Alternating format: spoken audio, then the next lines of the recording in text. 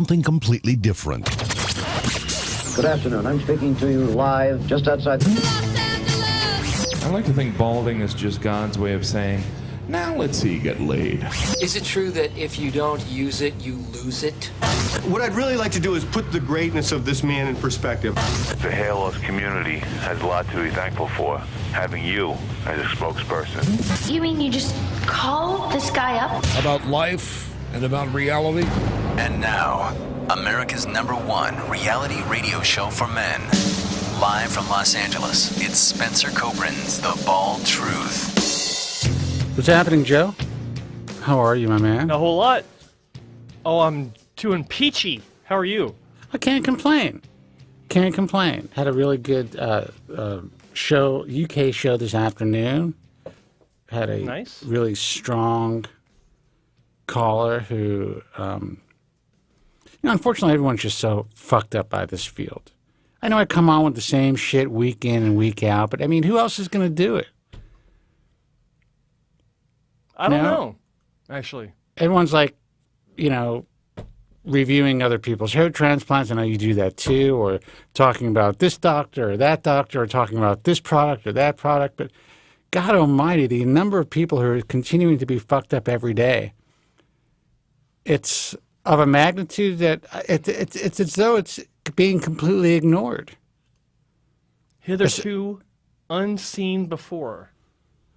Listen, dude, all I can say is, for years, obviously I would get calls from the United States because that's where the show was. When we were on XM, the show went up into Canada. Also, when we were on WABC, it was like a 50,000 watt blowtorch antenna that would reach, and I was late at night, would reach into Canada on the East Coast. We get some Canadian callers, but I've never seen anything like this. What's happening now is it's at a level that was unimaginable to me just a decade ago. And frankly, it's because there's a tremendous amount of misinformation that's online about this industry, products and services, surgical hair restoration.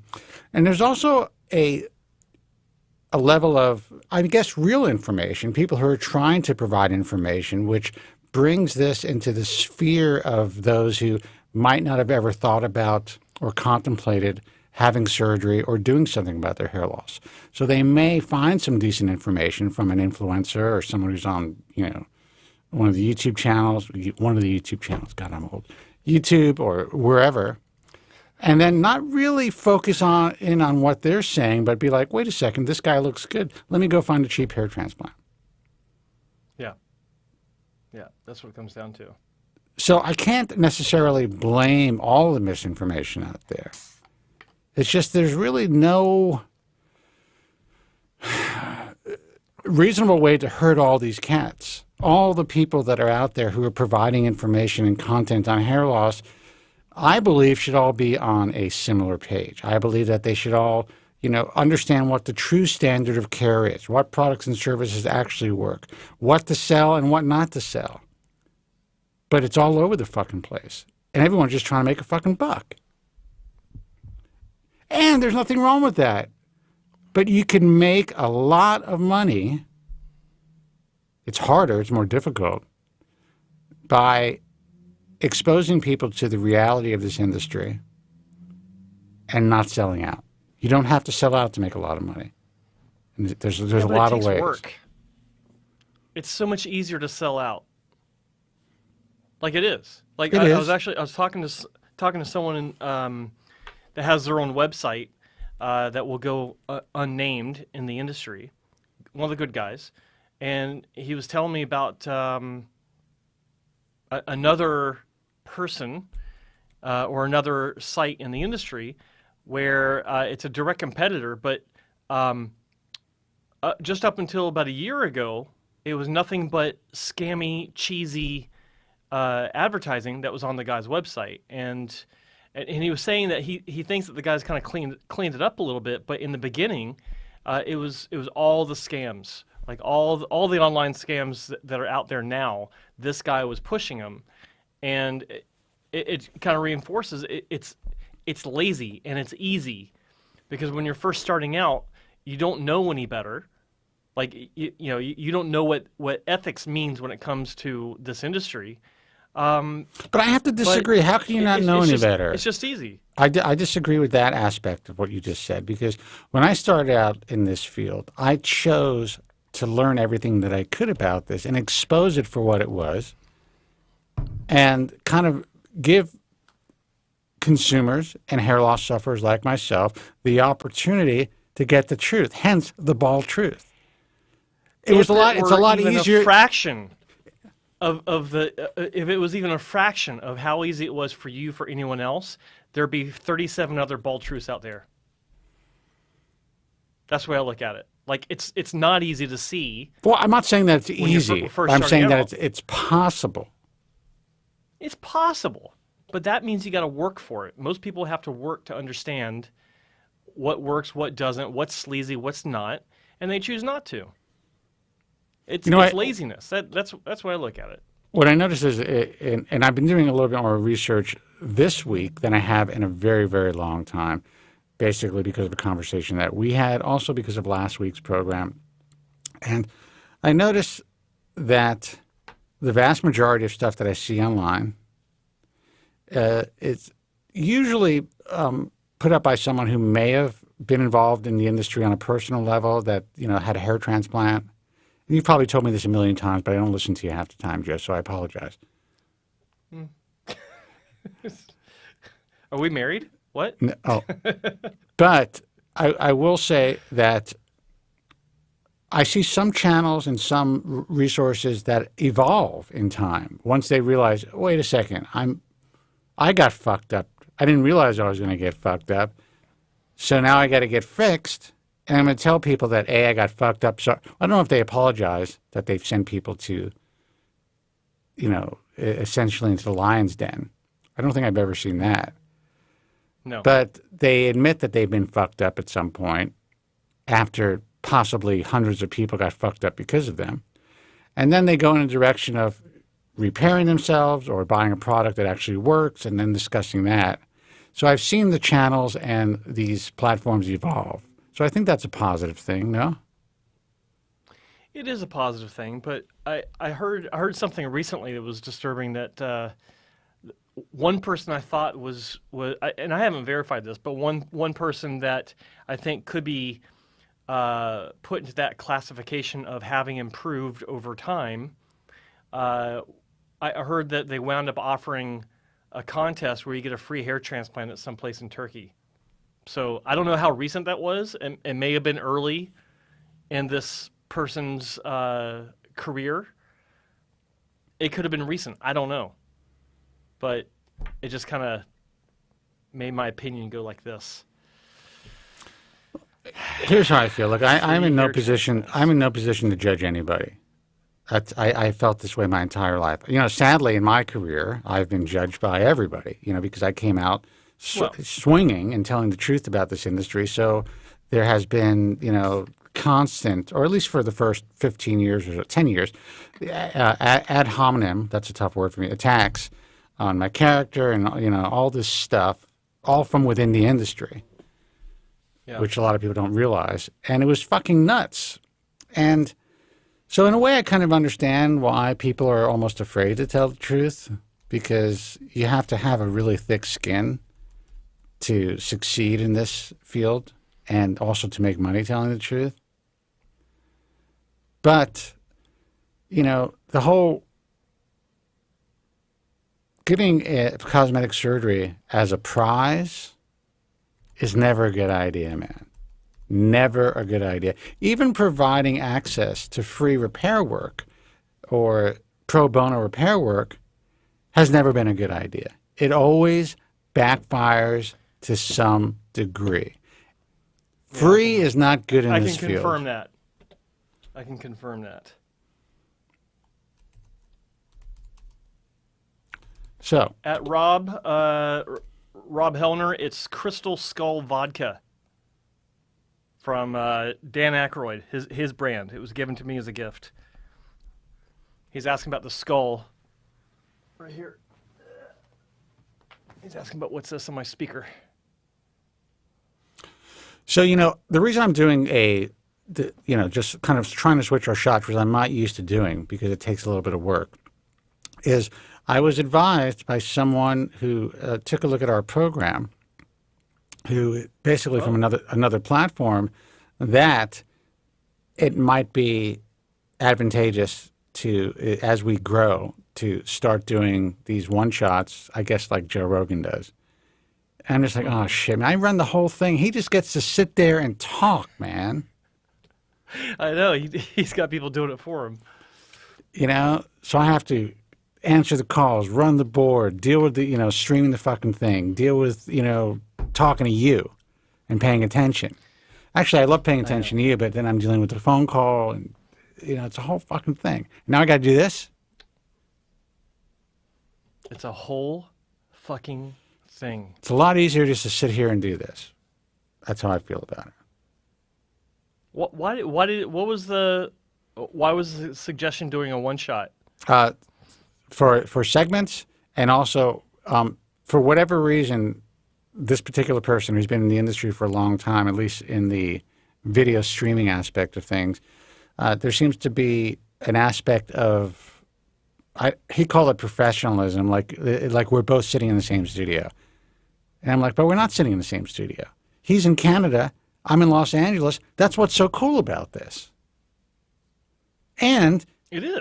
I'm like, look at this guy's studio. It's a lot different than my studio. So it's not the same studio. And what did he say? What was his comeback? Do it. Trust him. Okay. So I get to do. So you do the one shot on me. Yeah. And then I get to do this. You do. Hey, look at my jawline. Look at my chin. That's what you're showing. That's what you're telling everybody. Look at my chin. Got a good chin. I got to tell you, strong fucking chin, Joe. Yeah. What do you mean? It goes way past your nose. It's ridiculous. It's like a Mountie. Show me that again. There you go. That's a big chin. That's not a big. No, it's not.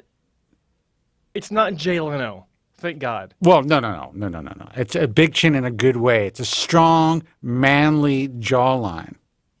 It's like a cross between Leno and Charles Nelson Riley, somewhere in between. Do Charles Nelson Riley. No one even knows who he is. Like a. No, dude, you're insane. That's body. That is body dysmorphic. You have an actual, a very, very projected chin. People would pay for that shit. Jesus Christ! All you guys are so fucked up.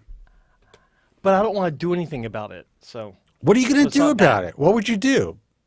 What can possibly be done? Are you talking about you want to get reduced? What can be done are subdermal attachments, like they put that little thing in to extend your chin. Hold on for a second. You're telling me that you think you need a chin implant? No. I'm saying you asked me what can they do? Oh. I didn't say what I want to do. Not that there's anything wrong with that. I'm just saying you have it's incredibly well projected chin. It's insane. All you guys. That's why plastic surgeons can do what they do to people. That's all I'm saying. Of course. Guys, the phone number is 888-659-3727. Enough about Joe's chin. This is the hair loss show. I got a pretty razor sharp thing happening for an old man too. Just saying. But anyway. Not bad. Oh my God! Now he's going to insult me. I'm giving this guy compliment after compliment. Oh, the phones are lit. Let's take a phone call, guys. 888-659-3727. That's 888-659-3727. This is the Hair Loss Show. You have any questions or concerns? Please give us a call. We're here to help. If you are considering having surgery, even if you have surgery scheduled for Monday, call us. You may be in the wrong position right now. You may have put a down payment on destroying your fucking life. And a lot of people have done that, and they're waiting for Monday. They took their 2 weeks off or whatever. And by the way, Drew, I never knew you had a chin complex. It's good to know I could use that. I could leverage that. Who said that had chin complex? Oh, I just saw it. We'll ask our callers to let us know what they think. But yeah, call us, guys. I'm open. That's what the program is about. We're here to guide you in a safe direction. We're not going to bullshit you. We have no products or services to sell. I've been doing this show for almost 25 years, on and off, either on the radio, on satellite radio, or somehow online when I felt like doing it. You mean as a podcast? As a podcast, yes. This was the first hair loss podcast. First uploaded version, I think, was like sometime in 2004 or some shit. Wow. But it's got legs, man. Yeah, but I don't do anything with it. I just kind of like put on my camera and take calls and enjoy it. I don't promote it in any way. But we're changing that. I have a lot more time on my hands right now. I am in kind of semi-retirement, as I say all the time. And I kind of think like I got to do something that I really enjoy, and I enjoy speaking to you guys. So let's make the show what it's supposed to be. Let's take a phone call. Let's do it. As I hit my mic spring. Hey, you're on the air. Who's this and where are you calling from? Hi, can you hear me? Yes. Hi, this is Jonathan from Wisconsin. Jonathan, how are you, man? Hello, Jonathan. Good. So I just had a quick question. I am a guy that shaves his head, and okay. I tend to sometimes be prone to acne breaking out. Not too bad. I got a routine that keeps it pretty clean. If I do benzoyl peroxide twice a day and shave my head, I'll be golden. But if I deviate from that routine, I can start to break out just a little bit.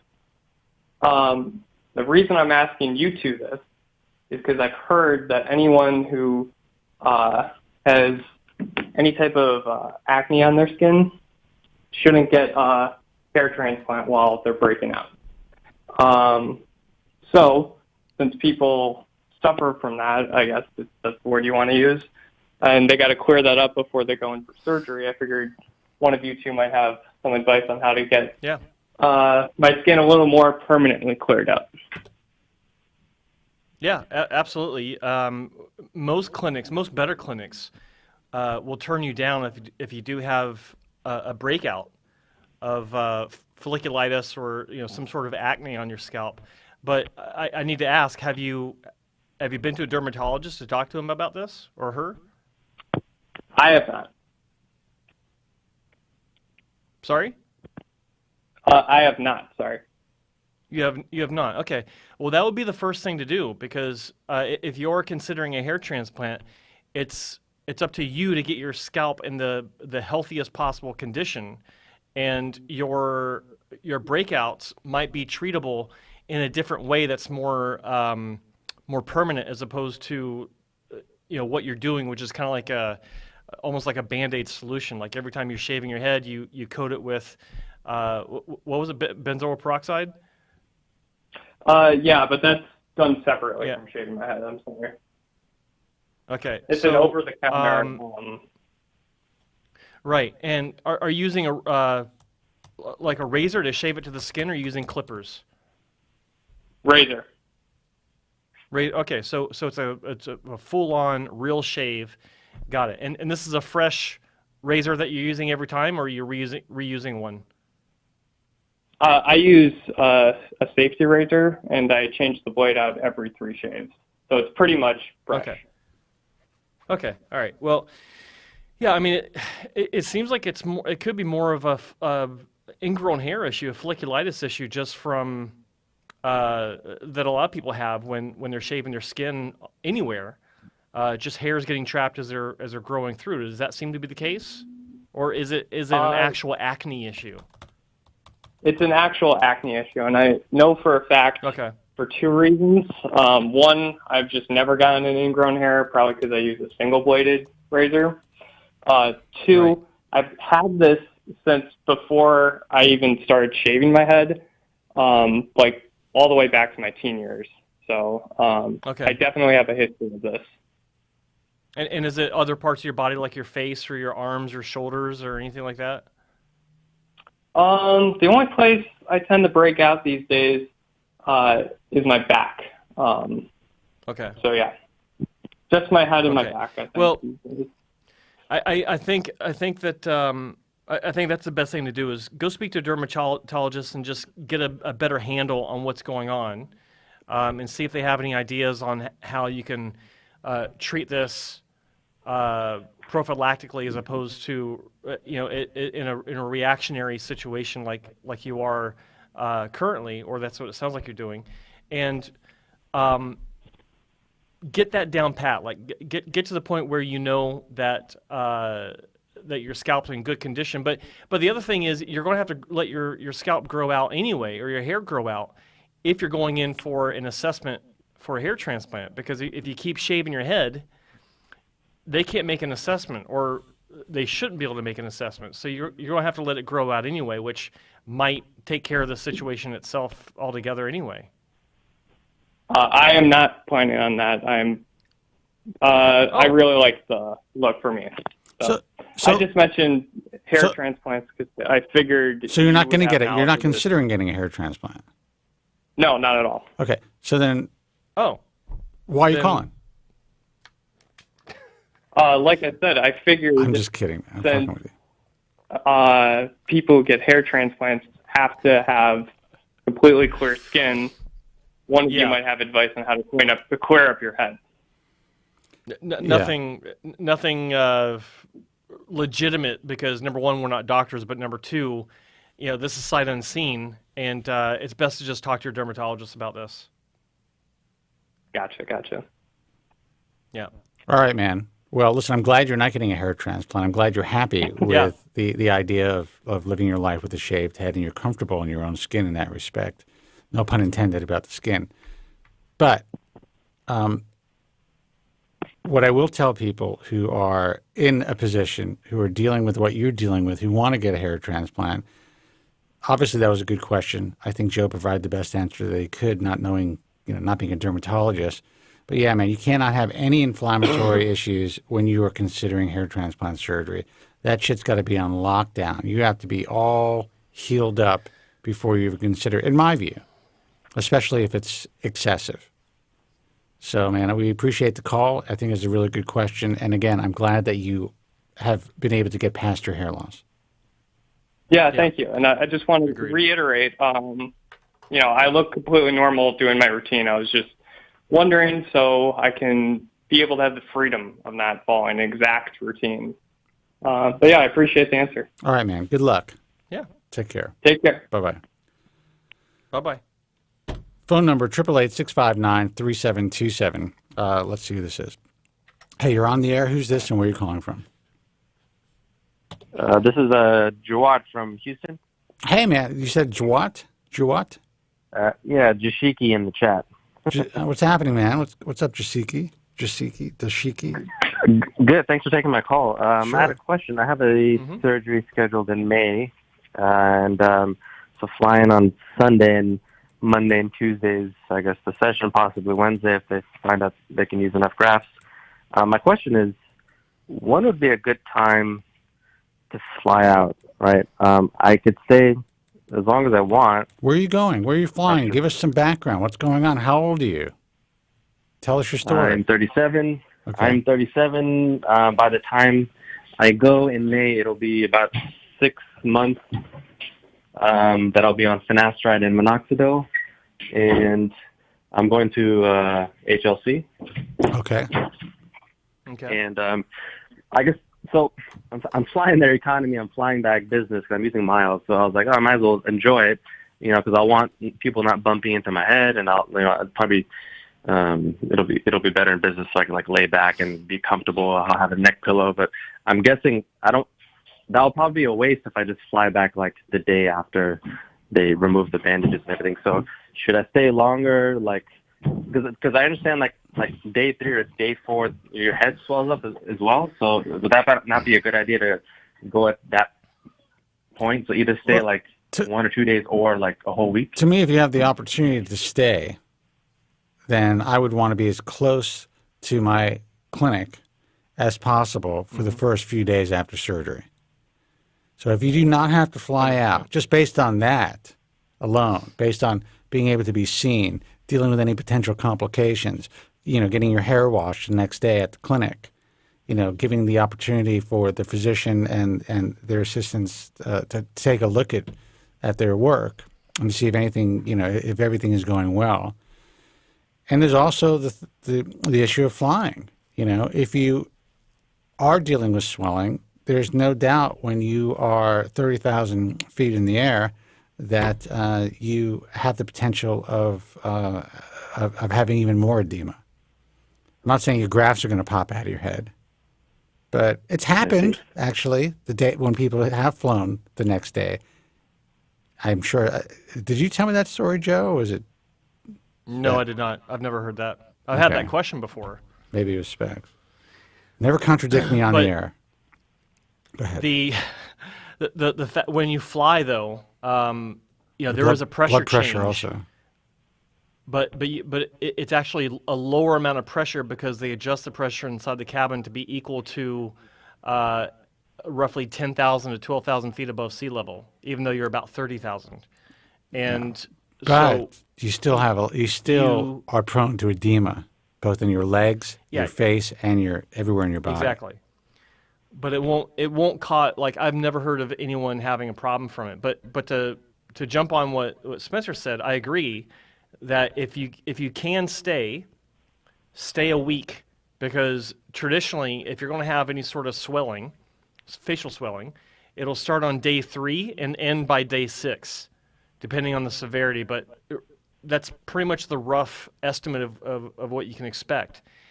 So I think that if you leave on the tail end of that at like day 6 or day 7, then you're gold. You don't need to worry about any sort of odd looks that you'll get because of the edema buildup, and the grafts are pretty much locked in. So if you do bump your head on something, you're not going to knock them loose, and you'll be fine. That's the safest thing to do. Okay, so thank you. So if I finish on a Tuesday or maybe as late as Wednesday, if it ends up going to like a half day, third day, I should fly out the following Wednesday at the earliest. That makes sense, yeah. Okay. Oh, well, great. Thanks for answering that. All right, man. Well, listen, good luck with everything.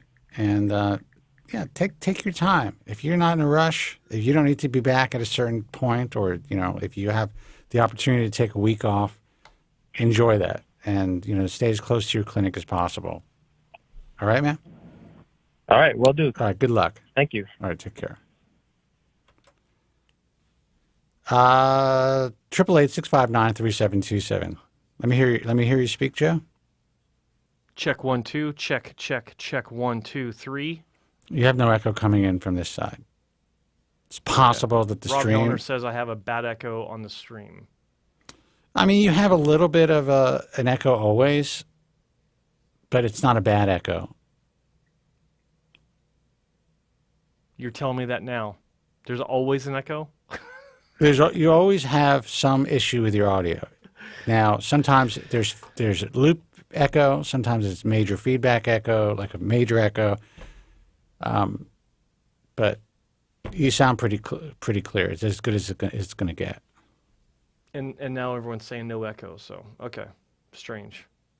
Yeah, it's an odd audio issue on my end. Like at least once during our broadcast, every time, I get this real strange crackling feedback issue where you and the caller, or just you, get really loud, but it's very staticky, and I have to take off one of my. It's like I have no idea why it does that. Yeah, I've never had any problems with anybody I've ever been on the air with except for you. I don't know why that is. Only me ever. Ever. The entire 24 time. years. Well, no, I've only been doing this type of live streaming for about 10 years. Jesus, a little longer actually.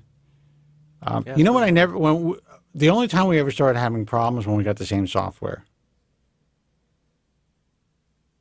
That's true. Yeah, maybe I'll look into that more. I think you should. Let's take a call. Yeah. Hey, you're on the air. Who's this and where are you calling from? This is Lamar from Wilmington, Delaware. Lamar, what's happening, man? Hello, Lamar. Hello. How you doing? I'm thinking about can't complain. 51-year-old male. How old? African American male. 51. 51. Okay. Young man. Young man. Yeah. Okay. I'm older than you, dude. I got 6 years on you. Yeah, that's good. That's good. I hope I live to see it. So, but I got. Jesus, that's depressing. Go ahead, ask your question. I was wondering, considering the exosomes, is I'm saying that right? You are. Like exosomes. URP? Yeah. Yeah. I had a little balding in the crown area and around the temple areas, and I was wondering, the price of it, and would you think it would work for me? Well, first of all, let me ask you, who's selling you the exosomes? Where is it a local joint? No, I was looking into getting it. I haven't chosen anyone yet. Right, but are you looking at anybody locally? Or are you considering going out of state? Out of state. Okay. And who are you looking at, if I could ask? Guy in New York. Can't actually pronounce his name. Pazar or whatever. Okay. My answer to you would be no. Okay. I would say that, first of all, the exosomes currently, it's a very tricky situation. They are not actually, they have not been FDA approved for not only the treatment of hair loss, but for any injectables at this point. They were to a certain degree being allowed, and there's currently one company that I know of that may actually be getting FDA approval. Not that the FDA is the end-all, be-all, but it's just something that you need to know. Also, all exosomes are not created equal. There have been some significant downsides with exosome treatment.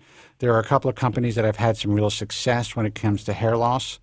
And I say this, I know someone in my personal life who had it done and had a very good result, but it was based on me knowing the company who provided the exosomes, and also me knowing the physician who provided the exosomes, as well as me knowing that that particular batch was already opened and used on somebody else, so that the person that I know who decided to have it done wasn't exposed to a bad batch. These are all things that people don't really ask about or know about. So when you read about exosomes for hair loss, you read all of the positives and the theoreticals online, but no one's really telling you what's being injected into your head. So that's number one. If you just have a small, balding area in your scalp right now, the question to me is, have you considered medical therapy of any kind, like taking medication? And have you seen a doctor about this yet? Yes, I've seen, a dermatologist I went to see. They started on Finasteride, and I've been using Finasteride. I haven't really noticed anything. And with the Finasteride, I'm kind of seeing a little, with my chest, it kind of, I don't know if I'm getting fat, but it's kind of looking like I'm forming that gynecomastia. Now, do you feel when you feel that your chest area or your breast area, does it feel hard in the nipple area, or does it feel like there's some sort of fatty deposits right under the nipple? No, I don't feel no fatty deposits or nothing. Okay. Have you gained weight? Yeah, I have. All right. Normally, and I'm not a physician, but normally if you're experiencing gynecomastia, even the beginning stages of gynecomastia, you're going to have either a general swelling of the nipple area, and if it progresses, you will actually feel a bit of a mass, or even if it's soft, because you're developing fatty tissue in your breast area. At your age, and I can tell you this from experience, if I gain 5 pounds, I look a little bit more man-boobish than I like. You know? So unless you're feeling pain or unless you really see a change in that area, and normally you're going to feel a little sensation when the gynecomastia too. Now, talk to your doctor about this because I'm not a physician. But it may just be that you're gaining some weight because the initial signs of gyno usually are accompanied by some degree of sensation and also tenderness. A tenderness, yeah, and a general puffiness of the nipple. In a lot of cases, not all cases, but usually you don't just grow boobs. You know, your entire chest doesn't just get bigger. Okay. Will it go away, or would I have to get? Well, if you do have gynecomastia, you will see it growing. You'll start to probably feel it, and yeah, I mean you don't want it, but it is it's a reversible condition now with a relatively non-invasive procedure. They basically use liposuction, or they'll give you a small cut on your nipple to remove the tissue, the fat, and or they might do a little lipo. But I would consider losing 5 pounds and see what happens. Okay. Are you getting any other adverse effects? Say that again. Any other side effects? Anything else that you're noticing that's negative? No, not at all. Okay. And how long? I've been on that. How long? Since December 15th. Okay, so it's still kind of early days though, as far as like you're not seeing anything. Yeah. I can tell you that I've been on the drug for 30 years. All right. What you don't see happening if it's working for you is especially right now, is what the future is going to hold. Because it's possible that you're on this drug and then in 5 years you're in the exact same place where you would have been much balder. And that is a major victory in the fight against hair loss. 100%. Right. So let me ask you this. If you were able to keep what you have right now for the next 10 years, would you be happy? Absolutely. Okay. Then don't fuck with it. As soon as you start injecting shit into your head, even if you just go straight PRP, even if you go to a guy who knows what they're doing with PRP, and the company in New York that you just were not able to pronounce, I kind of understand who you were talking about.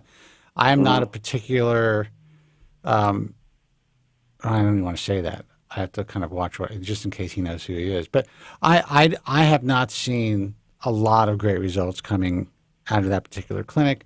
And also, the price is exorbitant. How much do they want to charge you? I didn't really get to that part yet. You know, I was just going towards that direction. Okay. So. Well, here's the thing about PRP and PRP with exosomes. I mean, there's a significant recurring cost to all of it. Some people will sell you PRP packages where they sell you 3 packages for whatever, $5,000, three treatments for $5,000. In some parts of the country, it could be $2,500. In some parts of the country, like Los Angeles, one treatment with exosomes can cost you $10,000. Wow. And then it's something that has to be repeated. Now, the claim is that if you use exosomes with PRP, you don't have to reuse exosomes for at least 2 years, and you can just go and continue PRP treatment once or twice a year. It really depends.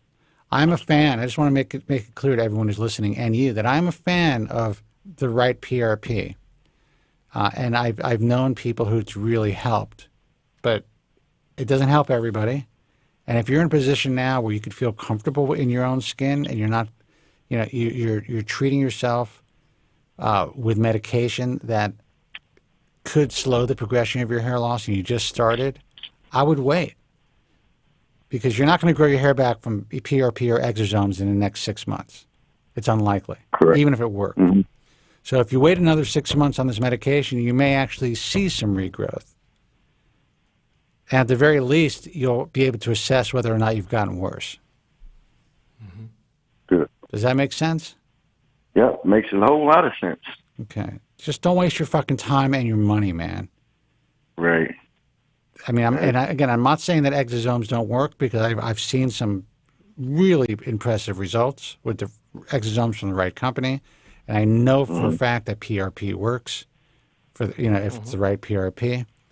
But given what you're explaining to me, I just kind of get a sense that you're too early in the game to fuck with it, and you just started medication. You may call us back in a few months and be like, "Holy shit, my hair's growing back." Right. So. Well, I hope so. Well, I hope so too, man. And you never. We hope so too. You are being proactive. You're taking the step that, in my view, is really the smartest way to go if you really don't want your hair loss to get worse. It's what we have in our arsenal right now. It's tried and true, and we know that it works for a significant percentage of patients that use it. Good. So, anything else, man? Nope, that was it. All right. Well, listen, I appreciate you listening. I'm glad we were able to help.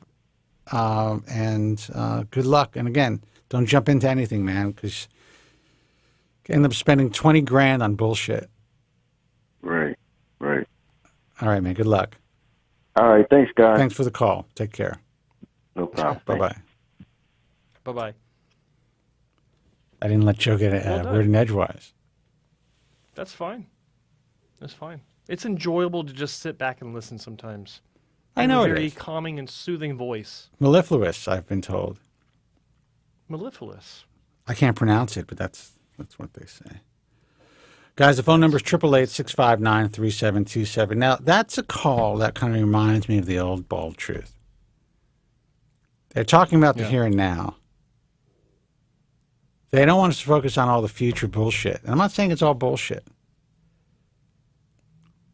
But I like talking about what we have available currently that works or may not work, that can harm you or may not harm you, that's being promoted in today's world.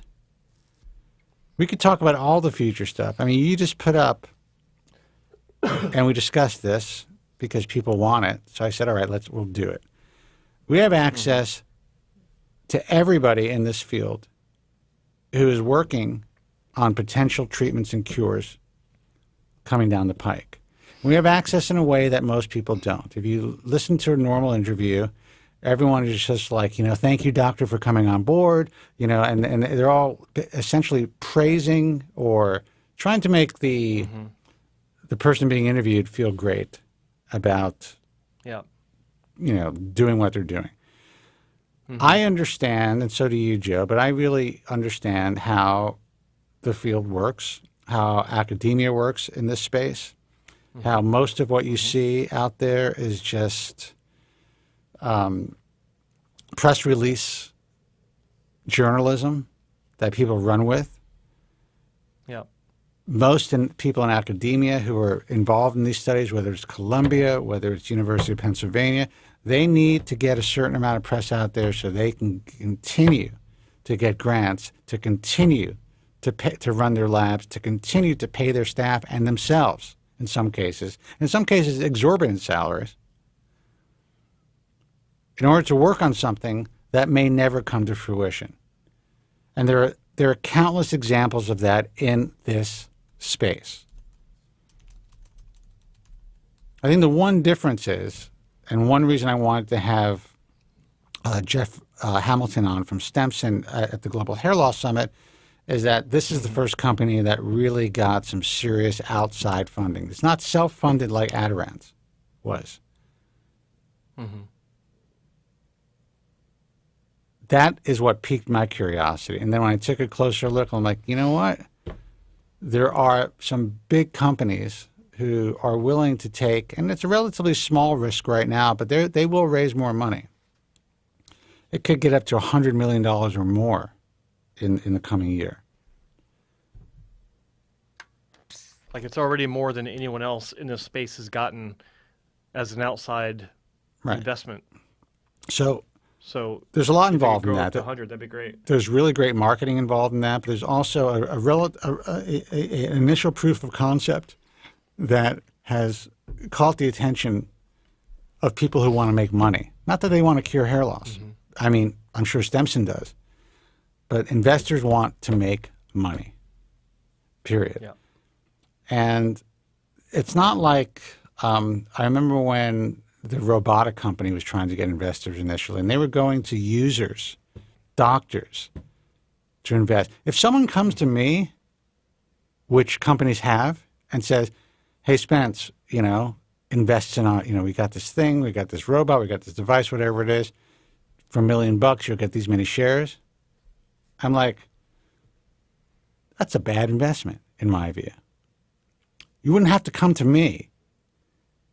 You'd be able to go to some pretty significant venture capital firms, and you certainly wouldn't be going to your users or your clients or your customers to invest if you knew that you had the goods to really be successful in any funding round. So anyway, that's why we did it. That's why we had him on. But we do have access to all these other guys. So for the sake of those who want to see this stuff and maybe get the truth, I think we're going to provide some of the stuff that we have from the Global Hair Loss Summit for public consumption, as opposed to just keeping it within the field. And maybe some stuff that's not. Who knows? If there's something new 100%. that develops after GHLS, which is an annual event, we could put that in there, sandwich in between the. Well, it will all be. Summits. I mean, at least if I'm doing an interview, it's all going to be for the Global Hair Loss Summit. It doesn't have to be for the annual summit. We can just put it on the platform, and then I will share that just the way we were speaking about it within the industry with the public. Yeah. As opposed to, thank you, doctor, for taking the time. I have questions from the forum.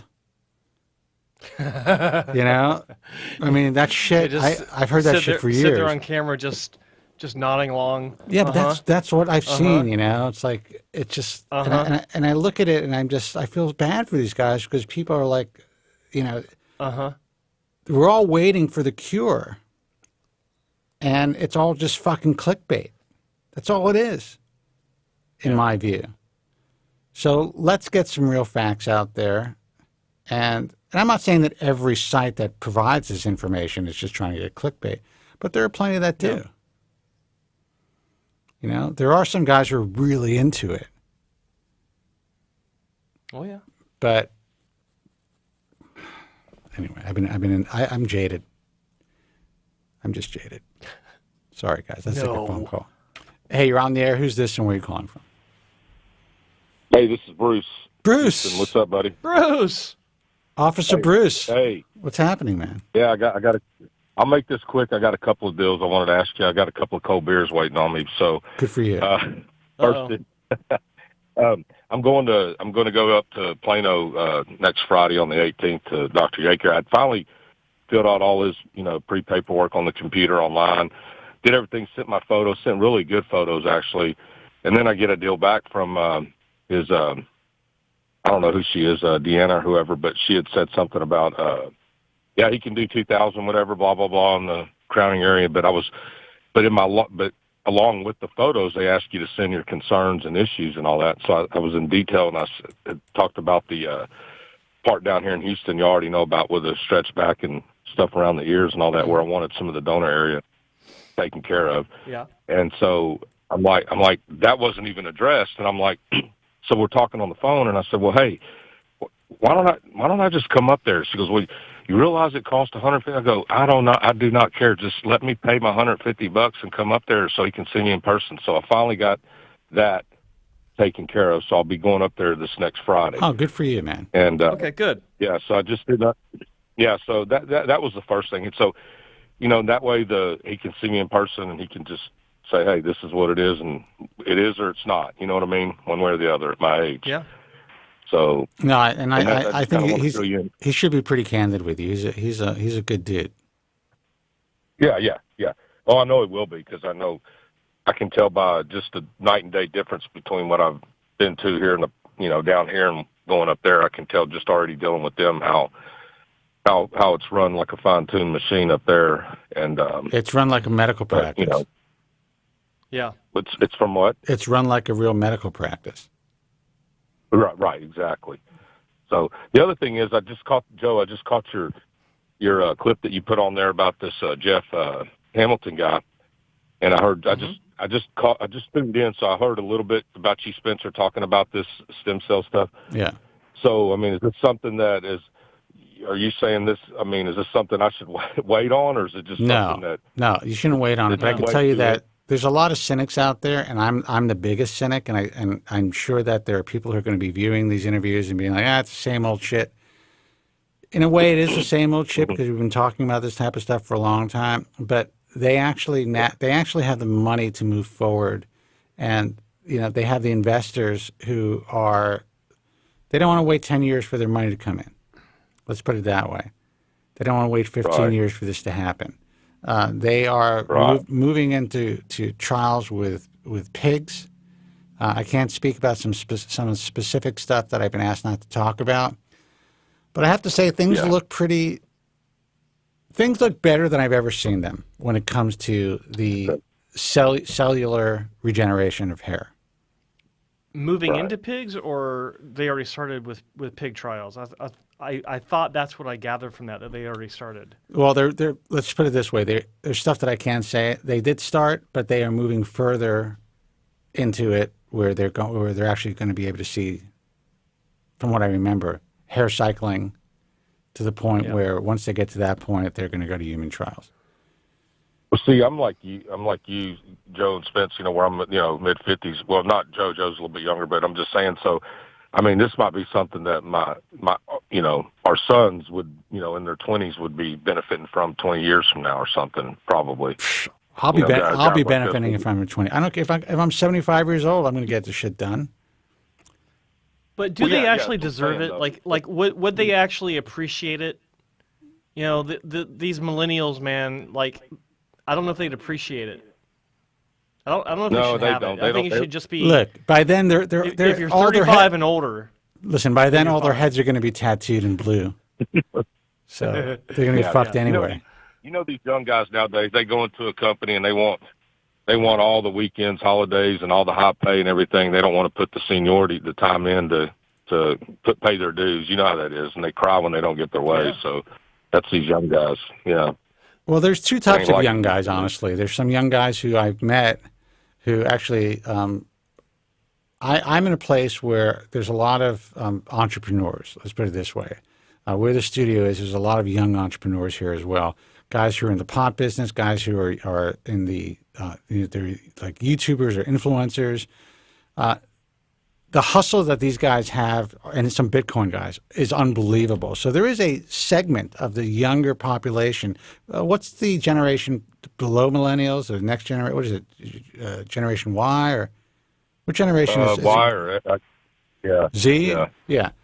These fucking kids, some of these kids are hustlers. I mean, if they get the itch and they find the right niche, I've never seen kids work so hard in my life. I got to tell you. But in general, it's a much different time than when we were young, man. We had to work. We had to find a way to make a living. Otherwise, we couldn't actually have food. Right. Well, and then you know how it was with. Well, our dads back then.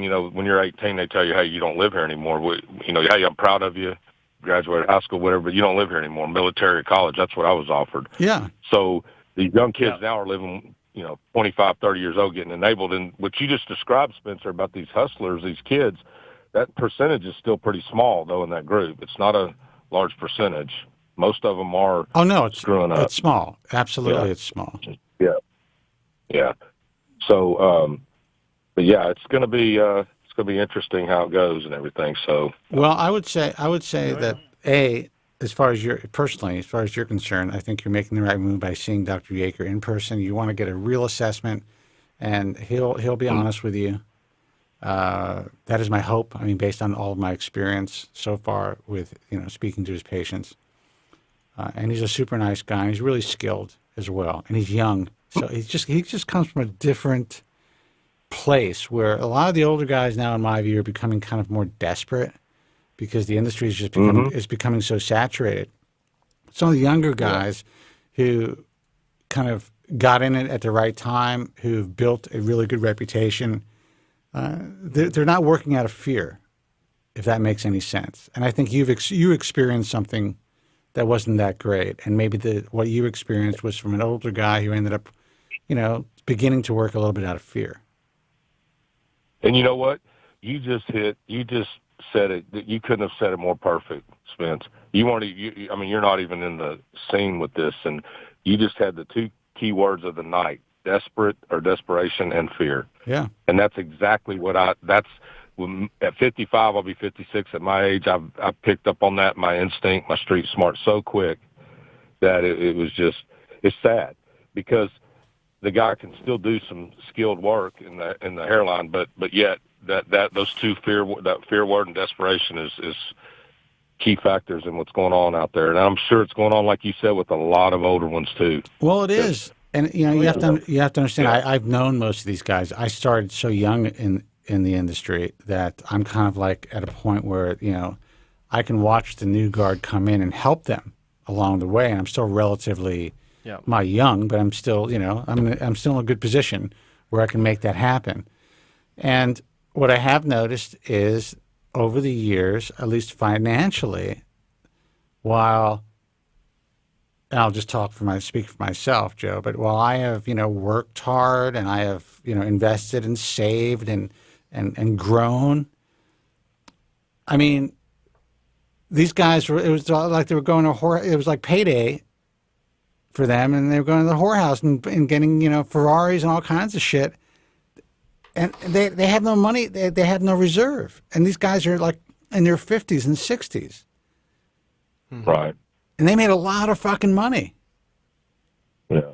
So now that things aren't as easy as it was 10 years ago or 15 years ago to be kind of a select group of people, and there weren't as much competition. Now these guys are hurting who were not able to be a little bit more conservative with their finances or more responsible. Let's put it that way. Right.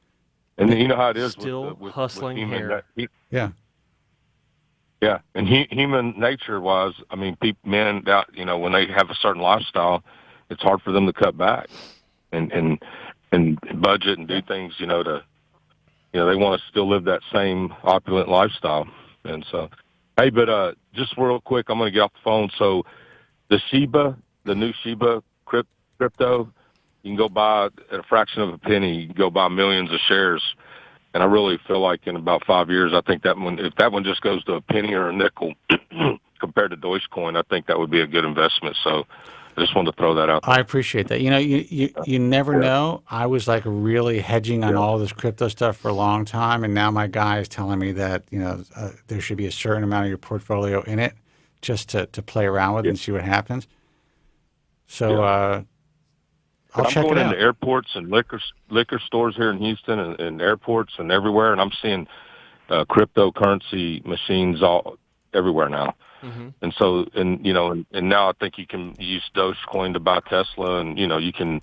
There's a lot of things that like guys like Warren Buffett, the old guys, who said, "Oh, you got to buy a farm." Forget that. I'm just saying I just think that if you stay in it long enough and don't panic, I think it'll pay off later. And what's the name of the coin? So, Shiba Inu, just Shiba, SHIBA. Supposedly, the Mediterranean was the economy in Greece and Turkey and all those places was suffering, and they're creating it over there in the Middle East and the Mediterranean, and they have a swap exchange now. So, I think they're trying to re-stimulate that economy over there in the Middle East or the Mediterranean. And I think it's designed it comes from that, but it's an Ethereum based crypto. So Ethereum is pretty stout too. Ethereum, probably second or third behind Bitcoin. So it's interesting. Anyway, so you said it's what? How much is it? It's a fraction of a penny right now. I mean, it's like I think I bought 28 million shares for $1,000. Wow. Yeah. If it goes to I'm taking notes, a nickel dude. or something. I'm taking notes. Okay. I'm telling you, I'm going to open up a barbershop in Snoop Dogg's metaverse. Yeah.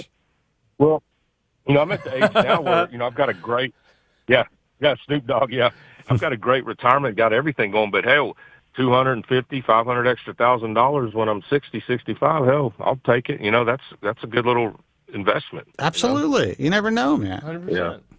No. All right, man. Yeah. Listen, Bruce, I always thank you All for right. your service. So thank you. Thank you. And good luck. Okay. And tell Dr. Yeager that we're watching him. I will. All right, man. Good luck. Okay. Take care. Bye-bye. Take care. The phone number is 888-659-3727.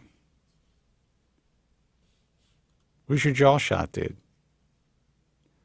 Huh? We should jaw shot? Where's Well, let's do yeah. yours. Rob Hellner thinks that I'm jealous of your jaw. I'm just telling you that you have a beautiful jawline, and I've heard you mention it before for some reason. I'm just like, what is wrong with this dude? Let's see yours. There's a lot of answers to that question that we haven't touched on. Part of your upbringing, someone made fun of it at some point in your life. No. Beyond the chin thing, it's like the jealousy. What's wrong with Joe? Well, it's more than just the chin. Well, listen, I'm not well. I don't think we just narrow it down to the chin. If I was well, I wouldn't be doing. I wouldn't be doing a hair loss show for 25 years that I do nothing with. I wouldn't just open up my mic for fun to you guys. I'd be working away to fucking monetize this shit. But you know what? I don't want to. I don't like Rob Hellner, no homo. It's not my thing. I always liked, and I remember when I was in the radio, and I say that because the radio's all business, and there were people in sales, and they're like, why aren't you taking advertising? Like, they were willing to sell it for me from, at the time, Bosley, and I told you about that deal years ago. And, local guys here like Regeneration, I think it was, and they're willing to pay big bucks to be on the station that was here in Los Angeles. Just like, I can't do it. That is the antithesis of this program. Mm-hmm. Maybe I'm stupid. Let's see who this is. Hey, you're on the air. Who's this and where are you calling from? Hey, man. Hey, caller. Say hello. Hello. Whoever's been holding on, if you don't realize you're on the air, you're on the air. So say hello. All right. Next caller. Yep. Hello. Hey. Oh, there he is. Hey, how's it going? Okay. Who's this? Where are you calling from? Hey, how's it going? I'm Charlie. I'm calling from L.A. Charlie, did we wake you up? Hello, Charlie. No. Hey, guys. So I had a quick question on medication. Okay. I've been taking Finasteride for the past 4 years. I've been doing it. What was it? Monday, Wednesday, Friday, and I've had great success. Tons of regrowth. That's great. Stabilized. I mean, wasn't super bad to begin with. Just a little bit of thinning. Wanted to tackle it early. So I recently, after just sort of, getting bored with it, I guess, I wanted to see how I would tolerate dutasteride. And I took one pill every Sunday along with my 3 times weekly Finasteride. And for the whole month of January, was totally fine, totally tolerable. And then I just sort of had this thought in my head, I probably shouldn't kind of jump to the very last option so soon if I really don't need it.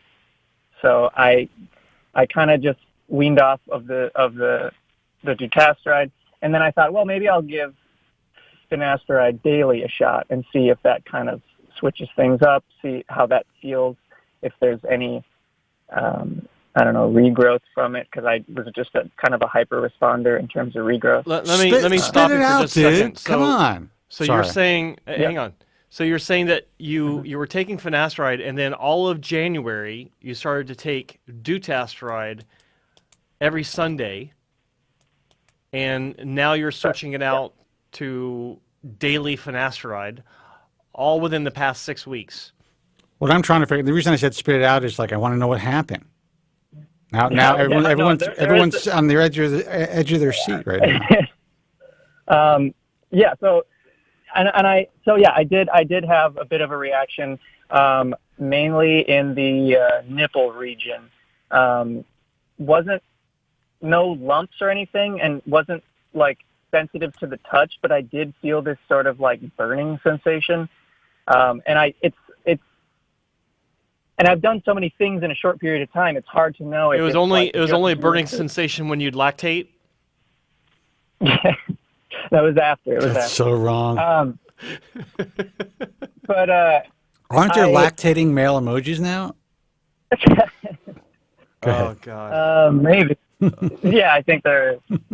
But so it's hard to know if that was just the dutasteride still in my system, or if it was the fact that I had like kind of jumbled around the titrations.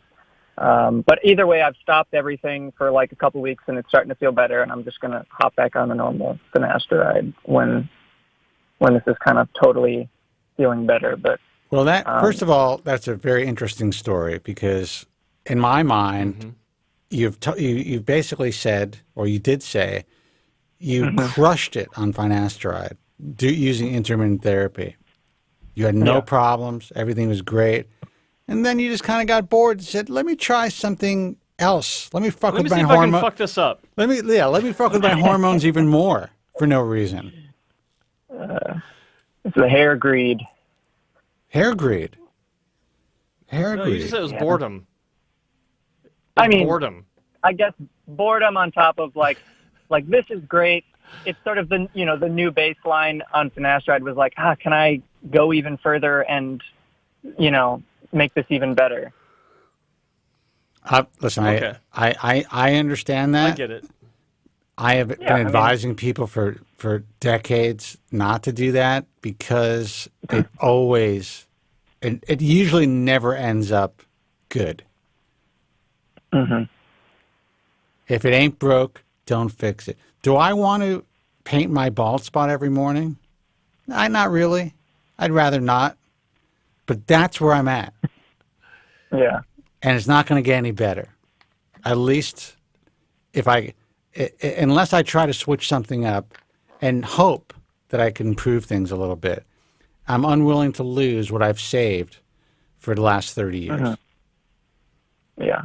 Yeah, and it's very presentable. I mean, it's not like, I just have gotten so like picky and finicky, and it's just. I'm barely presentable on a good day, but I'm still satisfied. I have to trump the early years thing happening, and it's just like whatever. It is what it is. It could be a lot worse. Yeah. So, and I don't mean to to diminish your feelings about this, because I just want to let you know that I understand them. But, and I'm glad that nothing really bad happened where you didn't go through a crazy telogen effluvium. It sounds like you're fine. You did a little experiment, and now you're going to bounce back, and you don't have to worry about your nipples. Joe worries about his all the time. Yeah. You said nipples. In your guys' experience, has any sensation of the nipples ever been a side effect that someone works through, or is that just always a sign that something like gyno is going to form, even with finasteride? I actually think I remember a couple of people who kind of muscled through it, and they didn't get gyno. Push through. Yeah, they pushed through and they didn't get gyno. My advice would always be because once you get that growth, then it's a whole nother. Then it's a whole other fucking thing you got to deal with. Yeah. So, I have felt pain in my nipples, but it was usually. I'm not going to say that. It's terrible. but I have felt some. Early on, before anyone was talking about it, I did. I remember that. It wasn't like the ball pain, but that was transient for me. But no one was talking about gyno when I started, because you didn't even hear about the use of finasteride. Well, first of all, the internet was in its infancy. There was only one group, Alt Bald Spot, back in the day. And I stumbled on that like 2 years after or 3 years after I started finasteride, or maybe 4 years after I started finasteride. So I had no idea what that was. So, yeah. But dude, why are you even thinking about muscling through it? I thought you said you got off of it. I mean, that's just a thought. Once it was happening, I was like, is this something I can push through? Is this, and then just, I didn't find enough anecdotal research of people saying, oh yeah, this was like, you know, got a little nipple pain, but pushed through it like normal. You know, like I didn't see any of that. It was all just like, oh my God, it's begun. You have to get off now. Oh yeah. Like, it has begun. Yeah. Yeah. But it's so, I mean, I work in entertainment, so image is always kind of a thing. So it's tricky to, that's kind of what sparks the wanting to, like, oh, can I get more growth? Image is a thing in everything. I love when people say, they're in entertainment, image is so important. Yeah, image is important if you're being paid for your image, for sure. But in life in general, image is still a thing. It affects our mental health in a way that, for whatever reason, guys can't really talk about. So, I mean, look at Joe and his chin. I mean, it's a whole thing. I don't get it. See? Really? Really? He's got a great chin. That's what I'm trying to say. I don't understand it. All right, listen, man. I'm glad that you recovered, and I hope that you continue to. I'm sure you will. But don't fuck around with it. If it ain't broke, don't fix it, man. Yeah, I'll play it safe, but I appreciate the insight, guys. Okay, man. Good luck. Thanks for the call. Thanks for calling. Yeah, thanks. Bye-bye. Bye. 888-659-3727. We have a line open, so give us a call. Let's see who this is. Hey, you're on the air. Who's this, and where are you calling from? Hello? Hello. Hey, Hello. this is Mike from New York. Hey, Mike. What's going on, man? Hey, Mike. Not much. I had a couple questions. I'm in my 40s. I've been losing since my 20s. But in my 20s, I got on minoxidil and I got on Propecia, and I was able to maintain a fairly good amount of hair. I'd say I'm about a Norwood 2 at this point, but I'm diffuse thinning. Okay. And I made the mistake you guys always talk about where don't add something new to the regimen. Yeah. So in July, I decided to go for PRP, and I was holding pretty good, not a lot of hair fall, maybe a couple hairs in the shower. I got the PRP from someone who was like a nurse, one of these RNs who does it at one of these beauty clinics, where they do Botox and everything. Oh, God. Yeah, and since then I've had really bad shedding. Now I'm counting like 70 hairs in the shower, and I haven't been able to get it under control. That was in July, and I'm noticing now the diffuse thinning is getting worse. I'm seeing more at the crown, at the mid scalp. Did you speak to the clinic or to the nurse practitioner about it? I did, and she said she'd never heard of anything related to shock loss with PRP. Okay, then she shouldn't be doing it. Because she'd only been doing it for 6 weeks. Yeah. She should You're be the first doing it. one because I've only been doing it for 6 weeks. Because that is a real potential. That's a real possibility. I mean, there's a certain percentage of people, if it's caught potentially in a catagen or telogen phase, if it's in a catagen phase, it can push your hair into a telogen phase. I mean, yeah, it's bad. It's bad. I'm losing hair all the time now, and it's funny because I actually met with Dr. Bloxam for a I met with Dr. Bloxam for a consult, and he was the one who told me, it was after the PRP, but he told me that it could cause shock loss. Yeah. And that's why his clinic doesn't even do it anymore, he said. He said the results didn't outweigh the negative side. So my question to you is two things. No comment on that, by the way.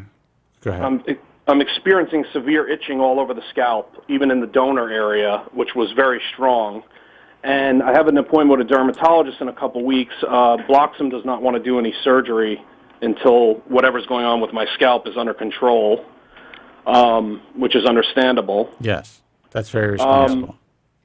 But my question is twofold. Is there anything I could do that you know of that could stop the shed? I'm on Keeps right now. I'm going to talk to the dermatologist about either switching to name brand Propecia or switching to Finasteride. All right, I have a lot of questions for you, and this will help, in giving you advice. So remind me again, how long have you been on Finasteride? I was on Finasteride in my 20s, and I got off of it probably in my early 30s, and I started it about 3 years ago again. And what made you get off of it? My hair was doing okay, and I just I just fell off. I should have stayed on it, to be quite honest. So 3 years ago, when you started Finasteride again, did you get it from Keeps? Keeps, yeah. Okay. Have you noticed? Were you noticing consistently good results before you had PRP? Yeah, I was maintaining. Even when I went for the PRP, she said, you have a pretty decent amount of hair. And even Bloxham commented it. He said, just so you know, you're not happy with the density of your hair now. He said, if I did hair transplants front to back, you won't have the density you have now. Right. Right. So okay. So I could say that your phone is ringing. I could say that. I shut it off, sir. I could say that you probably got a decent generic from Keeps because you responded well. So that's a plus. Mm-hmm. There is no doubt in my mind that you are dealing with a severe effluvium from the PRP. Now, even though it was lasting this long, though, would it last this long? Absolutely. July? You said you had in July. So how many months is that? 8 months? Yeah. Yeah, absolutely. Mm-hmm. You probably didn't notice the effluvium until how long after the PRP? It was about a month after, but I remember just even after getting the right after the shots, my whole hair looked like shit. It looked really bad right away. Yeah.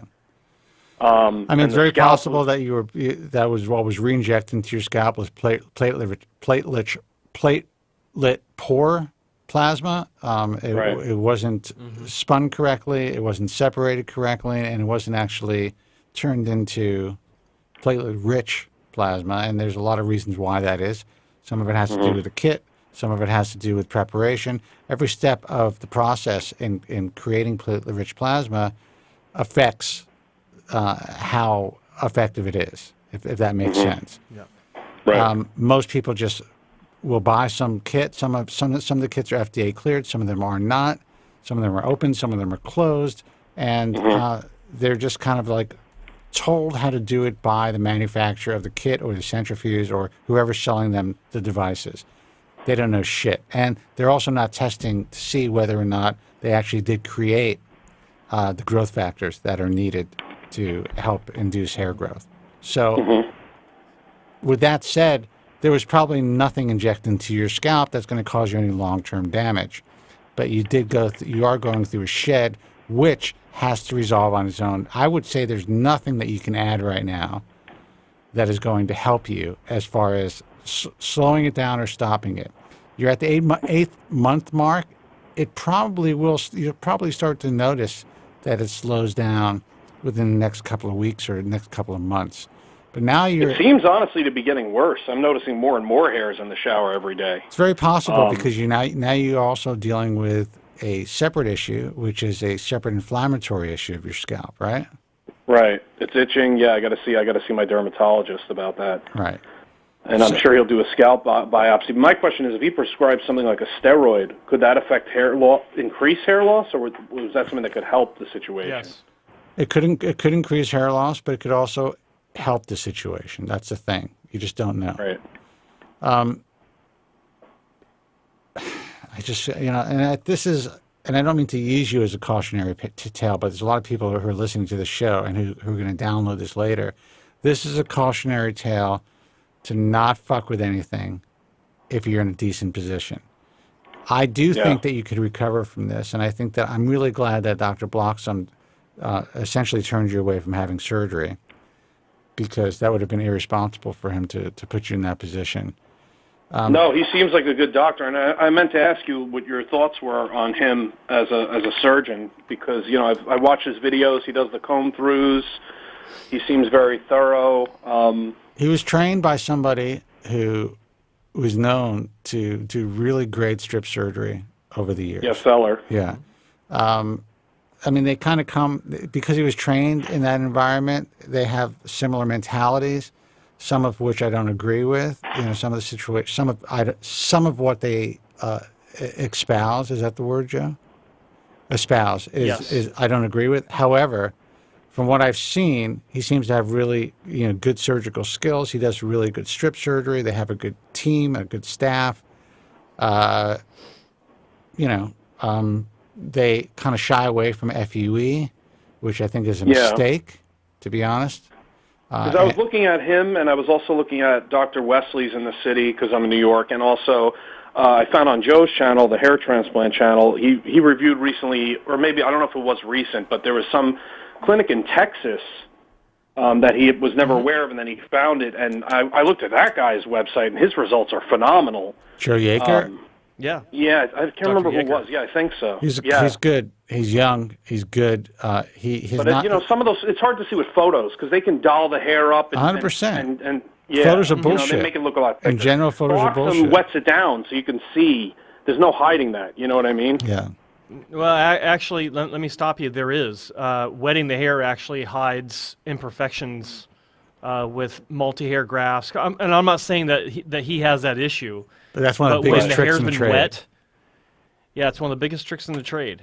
Flash photography and wet hairlines for comb throughs. It's a big sleight of hand. And close-up comb throughs also.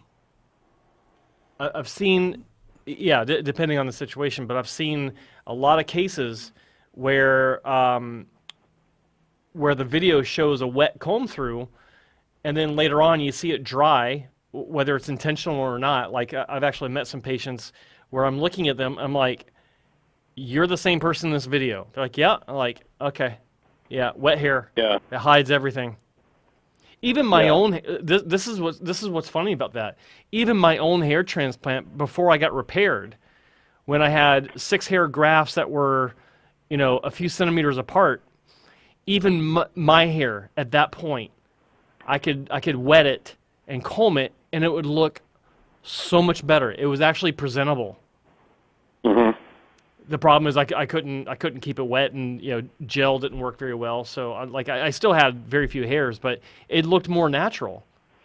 Yeah. Because when you think about it, when your hair, like if you have a natural head of hair, and you get it wet and you start combing it, what's happening? Well, the hair is clumping together in between the teeth of the comb. Right.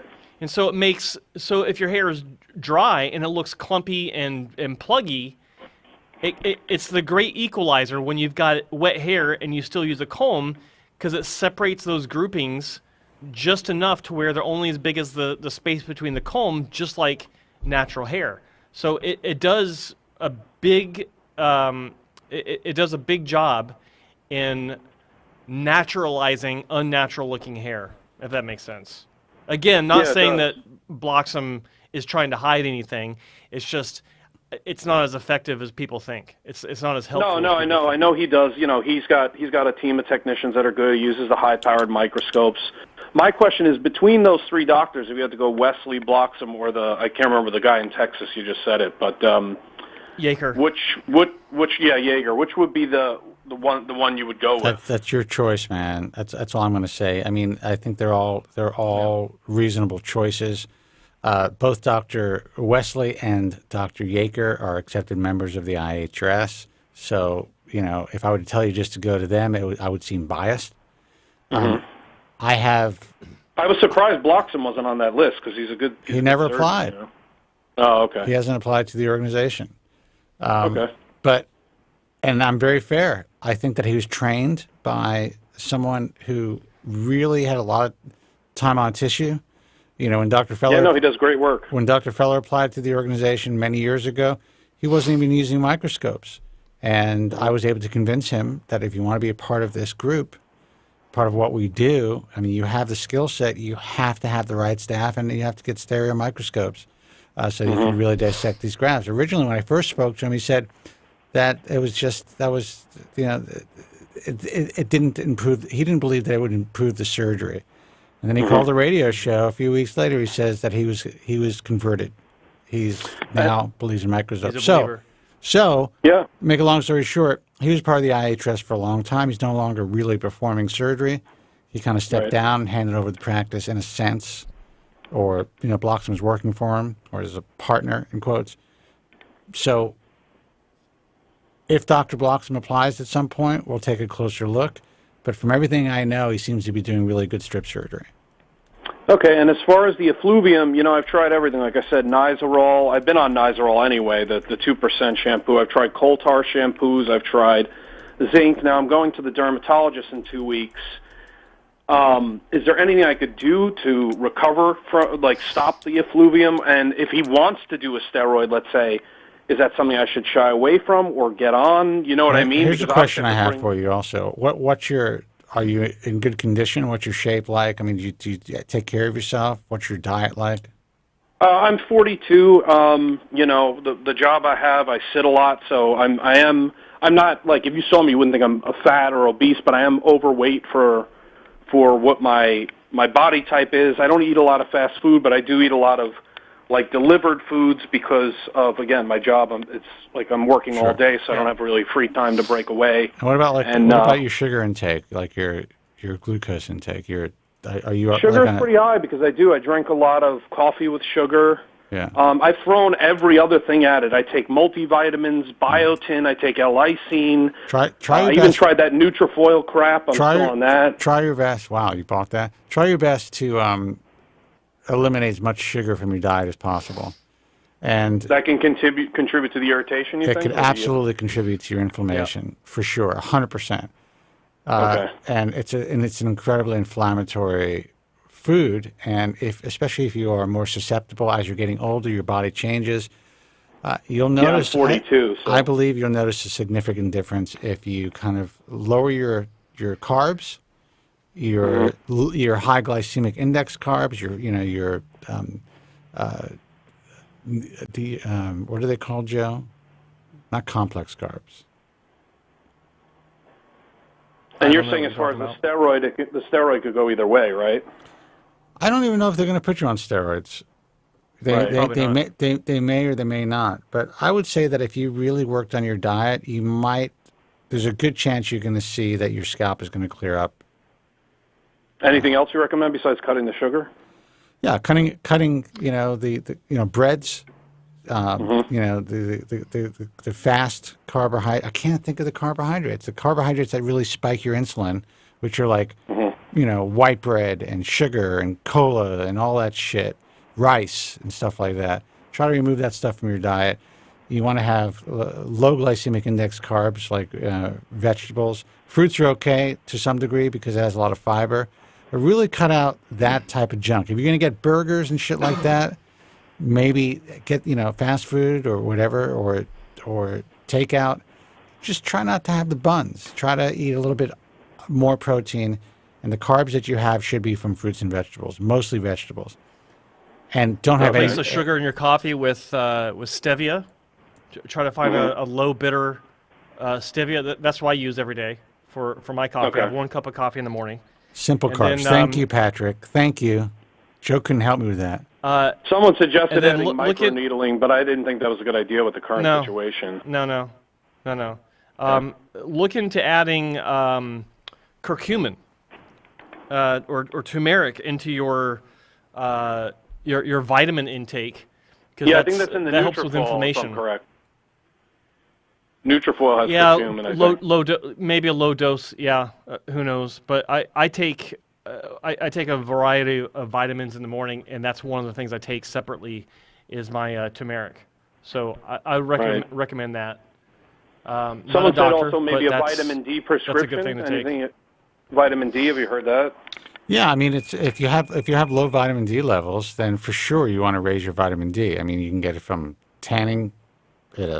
Not that I'm going to promote tanning salons, but there are vitamin B. I mean, UVB tanning beds, the sun, and supplementation.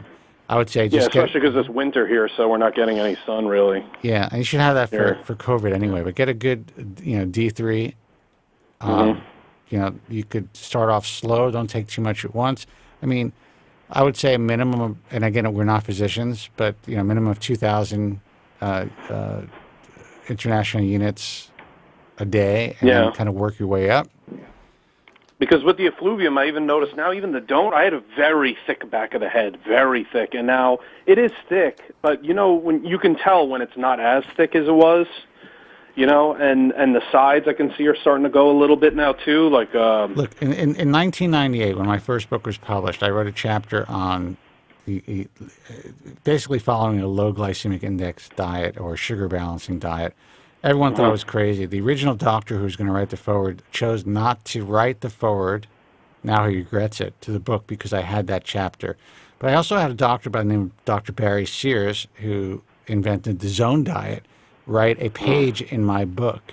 And I was a big believer that when I changed my diet to a sugar balancing, lower glycemic index diet, that I had pretty significant results. And this is even before I started to use finasteride. So I wrote about that, and it was never really picked up. Those who purchased the book years ago and still do, they may, because that diet is outdated.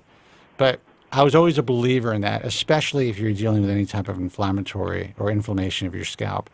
You sound like a classic middle-aged dude who just kind of like eats what he eats, is slightly overweight, maybe a little sedentary, and you'd be surprised at the power of diet when it comes to your hair and to your scalp. I'm not going to say it's going to grow your hair back, but I do think that could really help with your inflammatory issues, and it may, get you back on track as far as your effluvium. Yeah, because even Dr. Bloxham, he said, I noticed, he said, now, yes, I see miniaturization now all over the scalp. Yeah. As to where before, last time I did a consult with you, it was just in the hairline and the left side of the crown. Yeah. So he said this could be an effluvium, or your male pattern baldness could have just kicked into high gear. It could have, but I kind of, and he's the doctor, and he had the opportunity to assess you, but that's kind of like, it's guesswork. So it sounds like you were doing well on finasteride. You fucked yourself up, or they fucked you up with the PRP, but I think it's going to be temporary. I know it seems like a long time, but you just do not have surgery, man. Wait it out. No, I am. I'm using it as a last resort, since I found you guys. But, if I use Topic in my hair and people look at me, they're like, oh, you don't have any hair loss. You know what I mean? I can comb it in a way, and that makes it look real. But my last question, I don't want to keep it too long, is... Too late. Is it worth asking the derm to switch me to name brand Propecia, or even switching to Dutasteride and try that? I would give it a few more months. I wouldn't even fuck with it. You could ask him if he'd be willing to do it if you wanted it at some point. Mm-hmm. But it seems like you were doing fine for 3 years using the Keeps brand Finasteride. Mm-hmm. So I would say if you want to change anything, and Joe may disagree. He can. He looks like he might be. Tell me why you disagree, Joe, or tell the caller why.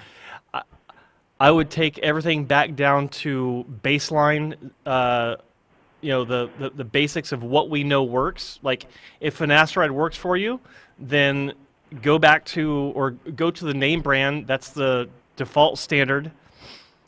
See how you react on that. See how things work out, and then work your way out from there. If after a year everything's worked out and you want to maybe consider going back to a less expensive generic, consider it. But I wouldn't do it. Like if it's working, then stick with it and don't fuck around with anything else. But he's not on name brand. He's on Keeps right now. But yeah, but I'm saying that to me is still a question because we don't know the resource or the source that they're getting that from. Which we is don't true. know if they're changing it based on market conditions. That's true.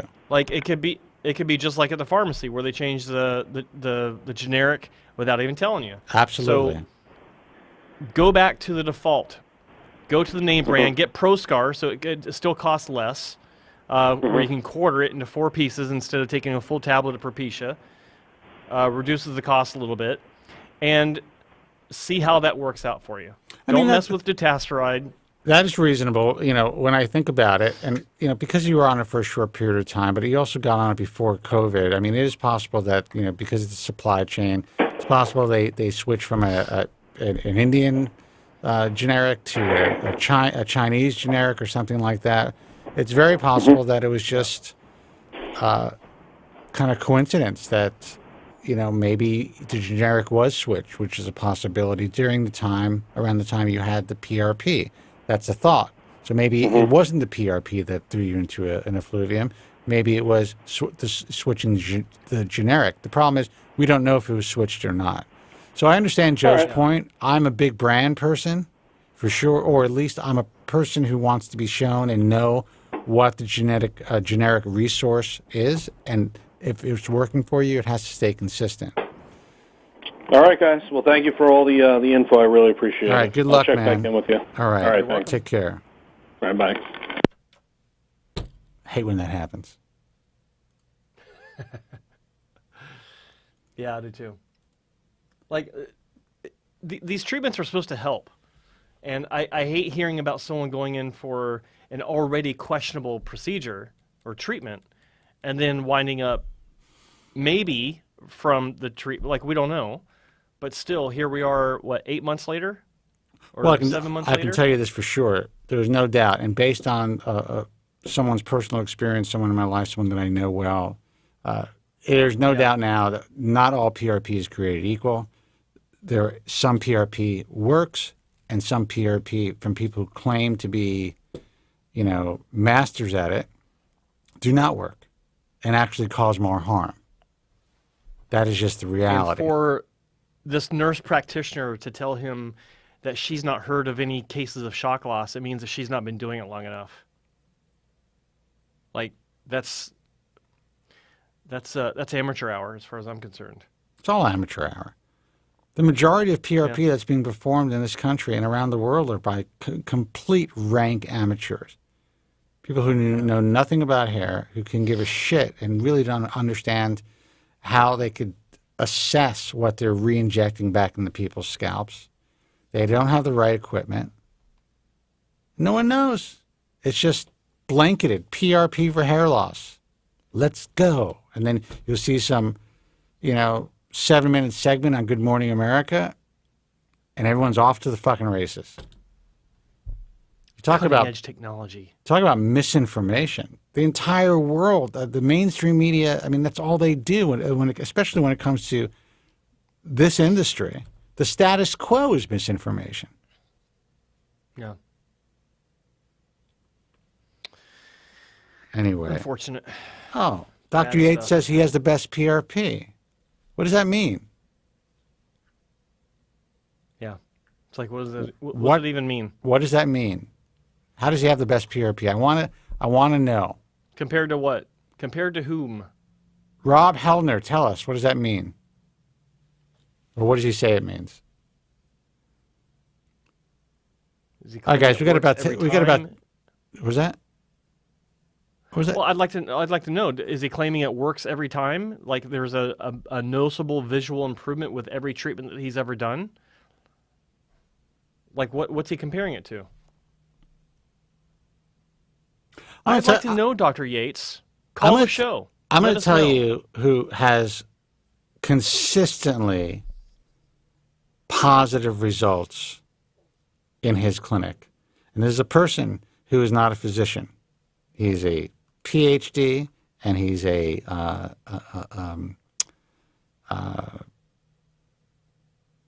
what's his medical title? Not a nurse practitioner. Or anyway, he can provide this. He's not a physician assistant, is he? No. He may be. He may be a PA. And I should know this. But his name is Dr. Joe Greco in Sarasota, Florida. And I can tell you, based on personal experience, not that I've had it done, but, people in my life and people who travel from New York to Florida on a regular basis and who've gone to other people, who've traveled from LA to Florida on a regular basis as well and have gone to other people. Whatever this guy's juju is, it's helping people, man. And he's not a part of the IHRS. I am unable to make any money from this guy. I mean, I'm sure I could find a way, but I choose not to. But he's absolutely helped a lot of people.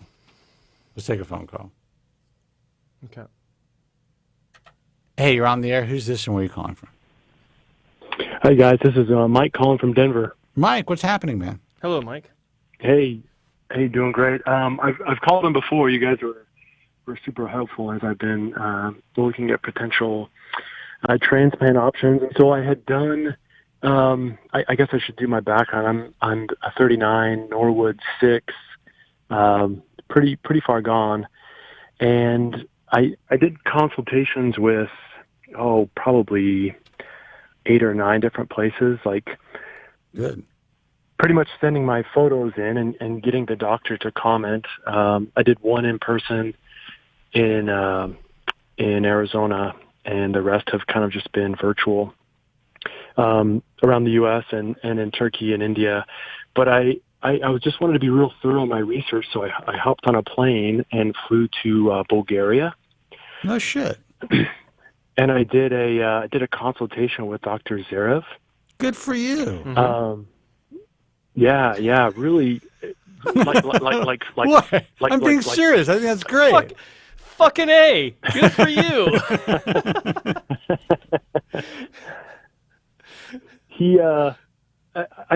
What piqued my curiosity is he seemed like, as far as I could tell, the only surgeon who's doing FUE, scalp hair only, for full-blown Norwood 6s and able to get these pretty fantastic results. So I thought, before I pulled the trigger, I want to do all the research I can, and he wouldn't give me a real assessment until I went over and met with him in person.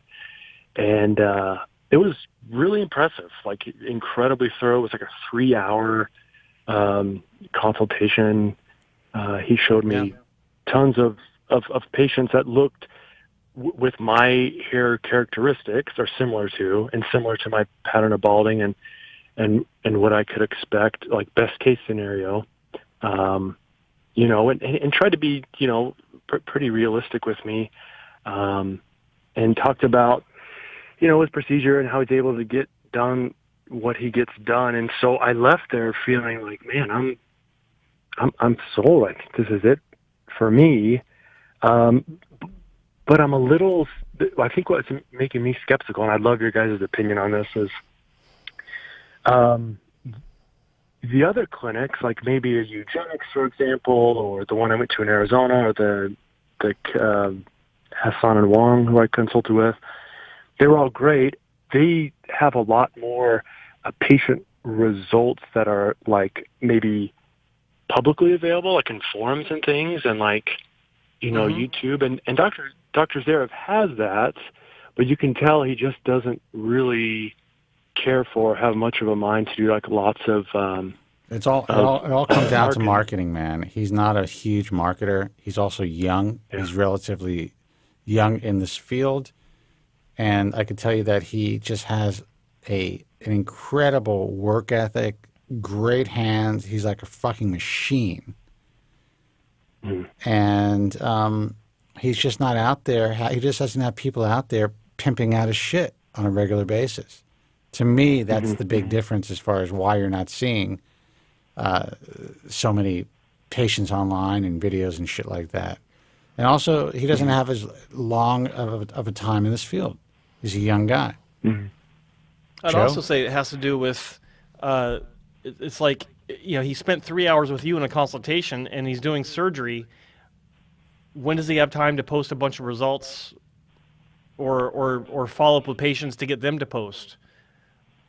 I don't know what his staffing situation is like. Maybe he's got some people in his office that could do that. But I think that he spent more time developing his own approach to surgery than most clinics, most doctors. And so, I think that with more time, like Spencer was saying, he doesn't have a whole lot of time on tissue, as it were, compared to some other clinics. But with time, I think you will see more results out there that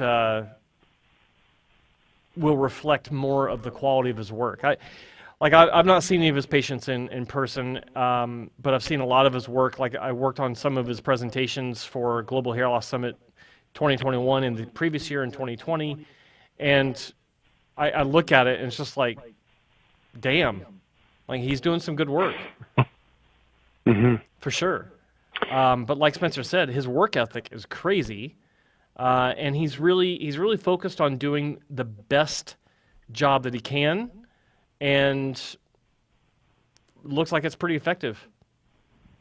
Yeah, he and not that, in my opinion, not that not having those doesn't mean he doesn't do great. Like, it's just a little different than what I've seen from the other surgeons. And he has, you know, a folder. You sit down in front of this like 75-inch TV with him, and he shows you all these results. And he's got, you know, it's got to be 700, 800, 1,000, like 1,200 patients or whatever of results that he has that aren't publicly available. And like that kind of, you know, to me, it was like, okay, like now I do feel more comfortable about this. And I wouldn't, you know, I just want to make it clear, just so you know, I would not be concerned about what's been made publicly available, because that is all 100% marketing. If he was able to show you enough cases, if he's able to show you 500 cases that you were able to thumb through, you know, whatever on his, you know, or you're able to show you on his big screen, that's pretty substantial. There's no doctor anywhere else. There's no doctor that's going to spend 3 hours with you. Understand that, and there's no doctor that's going to actually go through all those images with you. And whatever's online, to me, it's just all marketing. I'm not saying doctors shouldn't do it. I'm not saying it's good. It's not good for patients to be able to see that. But that's all it is. They're trying to sell their wares. If you understand that, that is not a negative that he doesn't have a lot of stuff online. It's about what you were able to see in his clinic. If you were able to see enough patients in his clinic, then it's the exact same thing. And the fact that you traveled to Bulgaria to have an in-person consultation, first of all, that's great. So you should be proud of yourself. And this way, at least you're going to be able to make a really informed decision. Don't listen to anybody else. Don't listen to anyone in the chat. Don't listen to anybody, you know, in message forums. You know what you're looking at, and you know what you want. Now, with that said, when you're moving that many hairs, especially during, you know, 1 or 2 days or however long it's going to take him, there's a much greater chance, if there is a complication, of you losing more grafts. And that's something that you have to consider. Yeah. Complication like what you've been talking about, like inflammation or some kind of shock loss or something that might permanently damage the hair follicle. Not even shock loss. Shock loss isn't the complication. Shock loss could just happen. I'm talking about if there's any potential damage to the grafts, if you have any potential necrosis, which I've never seen out of his practice. But just know that the more hair you move, the bigger the possible home run, the bigger the possible failure. Yeah. Sure. How many grafts did he suggest for you in one or multiple surgeries? So total was a little over 10,000, but he would do it across 2 surgeries separated by 10 months. Yeah. So it was going to be like a, it's not terrible. Going to be like a 6 to 7,000 the first, and then we'd go back and do like an additional like 3,000.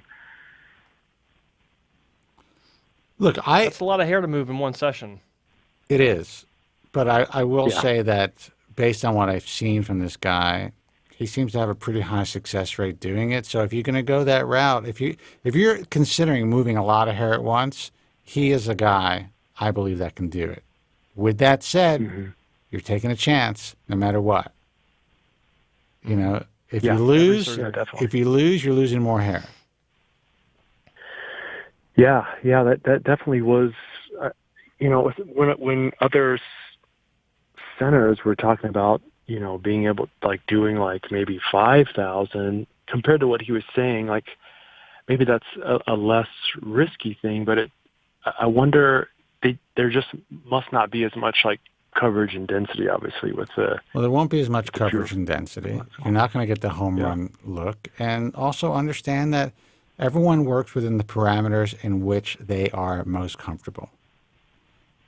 They don't have the infrastructure in general to move 10,000 grafts or 7,000 at a time or 8,000 at a time, whatever.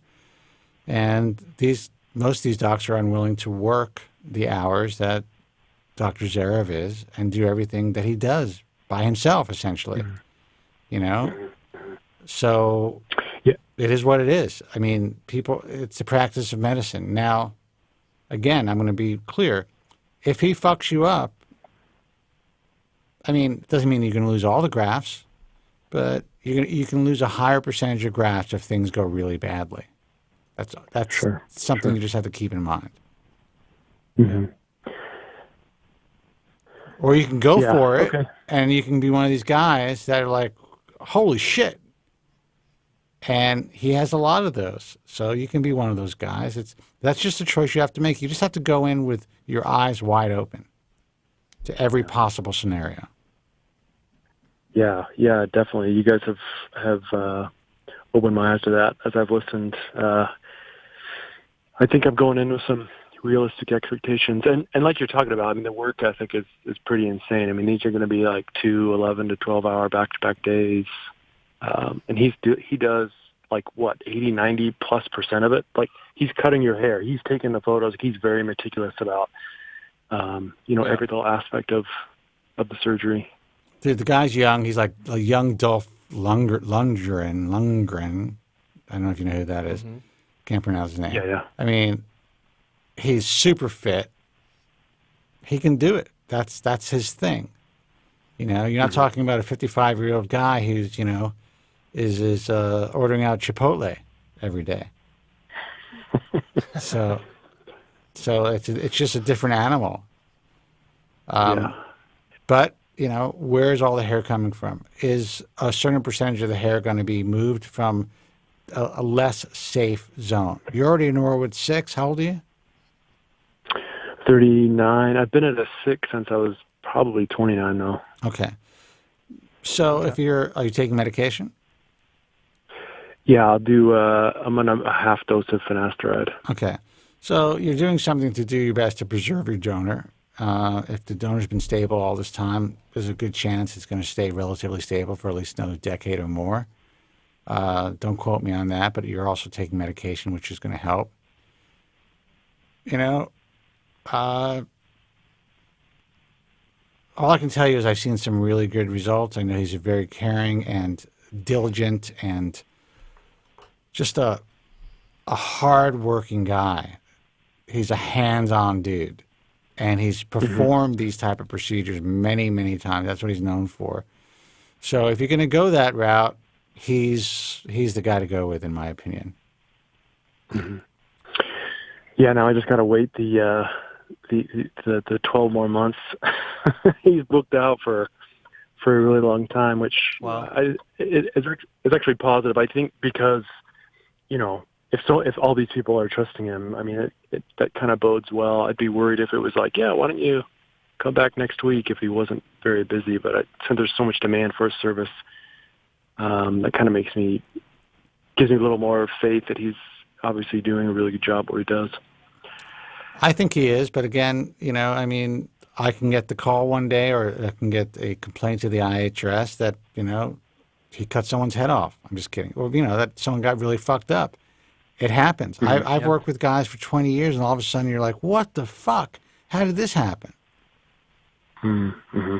100%. So our goal is just, okay, I know what you're looking for. I'm impressed that you decided to travel to fucking Bulgaria for a consultation. That's amazing. So you're doing incredible due diligence. I know that Dr. Zarev can make this happen for you, but everything has to go right. Mm-hmm. It doesn't mean it's a special day if everything goes right. It's not like unique that everything goes right. But if something goes wrong, you're not going to be happy. And you have to just be aware of it. Yeah. Yep. Definitely feel like I'm going in eyes wide open. At least I hope so. Okay, man. Well, it sounds like you are. I mean, I'm not traveling to Bulgaria for a consultation, I'll tell you that. So I think that was great. I'm very impressed by that. Yeah. Mm-hmm. I'll have to call back in and let you guys know how my experience goes. Please do. And call back in any time if you have any questions. 100%. All right, sounds good. Thanks for your time. All right, man. You take care. Bye-bye. Good luck. Thanks. Bye. See you guys. I went to Bulgaria for a consultation. From Denver. I was thinking about that. Like Yeah. That's commitment. That's one of the big ones. Yeah, that's commitment. Yeah. Few people do that. Like few people will even go from one state to the next just for a consultation. What the hell? Anyway, yeah. So good for him, and good for Dr. Zarev for being in a position where he can do the like. I'm impressed by the guy. Like, I've not done an in-depth review. I've not looked behind the scenes or behind the curtain to see what's going on, but I'm impressed with his dedication. Forget the results. I'm impressed with the dedication that he puts into the craft. I don't know of anyone else that does like that. Like a 3-hour consultation, that's ridiculous. Well, I'm also impressed. Most doctors I know want to get out of there after 20 minutes. I'm also impressed with him on a few other levels. There are doctors out there and guys with some good skill sets. All of a sudden, they're becoming, they want to become internet sensations. Every other fucking day, they're doing Instagram Live or they're doing some fucking happy horse shit to promote themselves. He doesn't do any of that shit. He doesn't do any of that shit. And he doesn't even need to because he's booked out a year. And,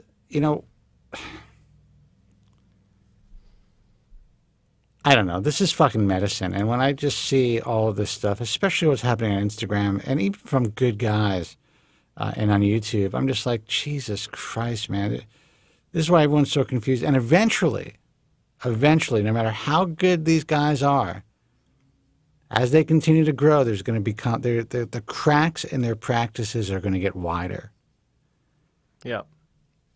Yeah. And all you motherfuckers who are following certain people out there who are growing online, who are so great, you're going to get cheaper prices, you're doing this, eventually the cracks are going to open up.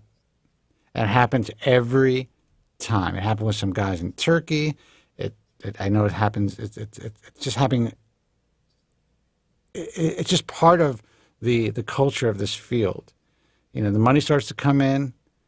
Even if people seem to be grounded, they start to delegate to different physicians. They add more people. They grow their practices, and boom, you're the guy that ends up with the doctor who's performing his first fucking surgery on you. And you decide to do it based on someone else's name. Anyway, I have a lot of respect for this kid. Now, he may end up, pimping himself out on YouTube, every place else as well, on a bigger basis. But right now, he's not doing that, and he's spending his time doing consults with people. And on that note, we got to wrap up. I got to get out of here. Okay. All right, caller. Sorry that you've been holding on for so long. We won't take the call. Joe has got to go. Joe, give out the websites. Websites, AmericanHairLoss.org, the de facto standard for mass media, big media. If they have any sort of story about hair loss or hair restoration, they talk about the American Hair Loss Association. Why? Because it validates their story, which is a big deal. So AmericanHairLoss.org, American Hair Loss Association. Also the forums, Bald Truth Talk, most trafficked forum in the hair loss and hair restoration space. Great resource. If you're just starting and you're looking for a safe place to look for information, never mind the spam. It's being cleaned up, but it's also a safe place. And speaking of safe places, if you're looking for a hair restoration surgery, IAHRS, International Alliance of Hair Restoration Surgeons. It's also a safe place to do your research and to find doctors that have a baseline safety consideration as far as the information that you're getting from them. They try to educate you and do the right thing. That's IAHRS.org. There's also apetogentleman.com, which hosts every Friday, usually every Friday, the UK edition of The Bald Truth with Spencer Kobren and Spencer Specs Stevenson. As I believe there was another great episode today, or I heard about it, haven't seen it yet, but that is apetogentleman.com and the UK edition of The Bald Truth. And if you're listening to this podcast on Spotify or Apple or anything like that and you're not seeing the video, you can watch the video every Friday on my YouTube channel. That's youtube.com/thehairtransplant. Wait, Hair Transplant Mentor. YouTube.com/Hair Transplant Mentor. And of course, my own personal story and a lot of information about me and my background at hairtransplantmentor.com. Oh, and a new friend or longstanding friend of the show that's now promoting and sharing the link for this live stream, hairlosscure2020.com. Great guy, great information, great resource if you're looking for more of the medical treatments and future treatments information that's out there. Go check it out, hairlosscure2020.com. Yeah, he does a tremendous job. It's a great site. I've always had a lot of respect for the dude, and he's always been a friend of the Bald Truth and of ours. Yes. So, which is fucking rare in this fucked up industry. He's fucking rare, yo. He's rare, yo. All right, guys, listen. We're gonna go. Joe's got to run. Until next time, be strong. God bless, and thank you so much for listening. Have a good night. Thank you very much. I'm sorry for any inconvenience you may have been put to prior to the programme, and I'm glad you enjoyed it. And if you could now leave by the exits at the rear, that'd be splendid. Thank you. Good night.